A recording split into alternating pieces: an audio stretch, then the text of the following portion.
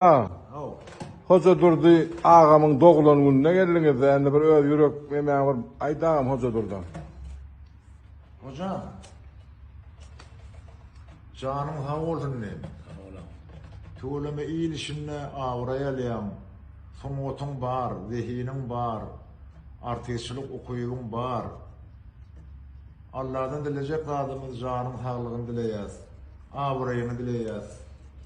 Sağaman canım sağ olup iyilişinle avraylı gelmemeyi Allah'tan dileyez. Arzu edeyez. Ömrüm olsun, ömrüm uzak olsun. Göreceğim o olsun benim canım. Tanrı'ma şardiyan ver. Sakalmam mı? Ömrünü var mı? Çoktan senin kutlu ağam. Hocam, canım sağ olsun benim hak olduğun aydan hürlerine koşulayan Allah zan. Gülörüydün elmiden şu yılgır gel daycan. Ağrıyın bunların belent olsun, sağlana kon. Mehmet ağa sana da sağ olsun. Allah zan şey Hoca durdum ağasına sizi görüyorsa gece yürüyor kızıp bana. Beşim gelir durur. aydağım beşim senin. Hocam, Beşem. ömrüm uzak olsun. Göreceğim Sağ ol o. be. Halifeler ne diyeyim orada menem hoşlayan şom. Bak be. Oğluklar sileyen. Beşim Benim can. yerine fay ver. Pirinler adamlara. Tanrı yakın. Beşim. Allah Ömrüm hocam. var. Şuna neyimiz var, kaşın illere de bek olmalırız. Enayim can senem son o işgallerinin kadrini bileyen, ölüğün can koyar olan. Şuna hormasıyla Allah'dan aysın. Sebebi iyile köpçülüğü gerek adamlar da ana hocam adamlar iyile gerek adamlar şol. Onun kadri bilinse, kadrın bilmeyen tapılsa, ol katullu kan devletlük da, katullu kan avre şol. Şuna da katı pek şükür edip yaşamanmayı arzu ediyen hocam. Canım sağ olun. Bu yaliyetler, siz yaliyetlere benim can teyam olsun. Canım sağ olun. Her yıl doğulan gününe geldiğin ağamsın. Ne diyorsun ağamın ne yaşan sonra botun ne ağam? Ay hocam yaştırla yeter. Ya pastam. Hastan mı? Şu diyedin ya şu. Aydan okma. 69 yılda. 69 mu? O beynin meri dokunun ki. Yürü öz 69.